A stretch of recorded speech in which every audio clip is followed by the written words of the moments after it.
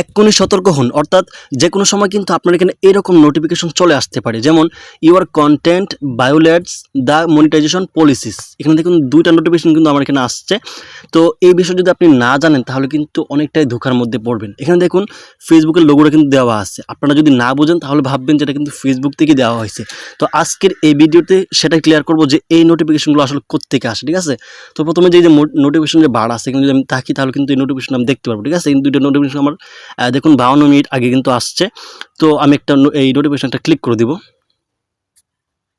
তো দেখুন এই যে নোটিফিকেশনটা আছে কিন্তু প্রথমে লেখা আছে, দেখুন এই যে your content violates the monetization policies, ঠিক আছে।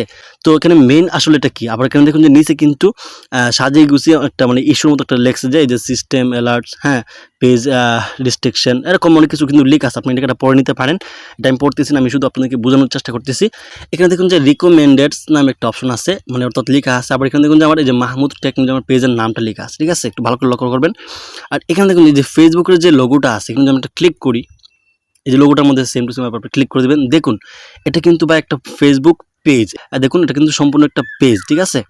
তো দেখুন এখানে কিন্তু আমাদের যে রিকমেন্ডেশন একটা অপশন আছে বা রিকমেন্ড অপশন আছে, আমি আপনাদেরকে আমার পেজে গিয়ে দেখাই।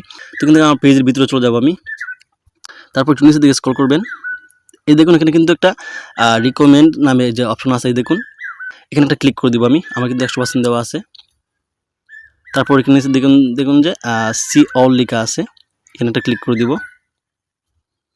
তো সি অলে ক্লিক করার পরে দেখুন সে কিন্তু আমাকে রিকমেন্ড করছে। অনেকে কিন্তু রিকমেন্ড করে, অর্থাৎ যে আপনার পেজটা ভিডিওগুলো তার কাছে কেমন লাগে বা পেজটা কেমন এরকম, ঠিক আছে।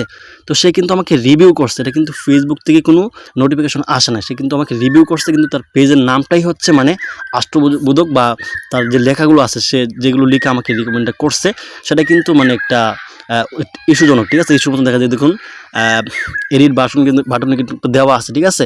তো এটা নিয়ে আপনারা প্রেশন করবেন না, এটা কিন্তু প্রতারকদের একটা মানে প্রতারণা, অর্থাৎ তারা কিন্তু এভাবে মানুষকে নোটিফিকেশন পাঠায়, অর্থাৎ রিকমেন্ড করে। তারপর অনেকে আছে যে দৌড়াদৌড়ি করে যে হাইরে আমার এখানে ইস্যু চলে আসছো কিনা, এটা নিয়ে অনেকে মানে দৌড়াদৌড়ি করে, যে কারণে তারপর মানে এটা হাতিয়ে নিয়ে যায় আর কি। অর্থাৎ অনেকেই কিন্তু এটা নিয়ে প্রেশন করেন, যেটা আমার ফেসবুক থেকে মনে হয় ইস্যু দিয়ে দিয়েছে। তারপর আমরা যখন ভালো মানুষের কাছে গেলে তো ভালোই, যারা বুঝে, আর যারা না বুঝে তারা কিন্তু আপনার পেজটা হাতিয়ে নিতে পারবে, ঠিক আছে। এই জন্য এইগুলো আসলে অবশ্যই বিষয়টা খেয়াল রাখবেন। তো এরকম ইস্যু একটা ফোন চলে আসছিল। আচ্ছা যাই হোক, এরকম নোটিফিকেশন আসলে অবশ্যই আপনার খেয়াল রাখবেন বিষয়টা, এটা কিন্তু ফেসবুক থেকে আসে না, এটা কিন্তু প্রতারকদের নোটিফিকেশন। হ্যাঁ, তো আপনাদের ক্ষেত্রে এরকম কার এরকম নোটিফিকেশন আসছে অবশ্যই কমেন্ট করবেন, আর যাদের আসে না তারাও কমেন্ট করবেন।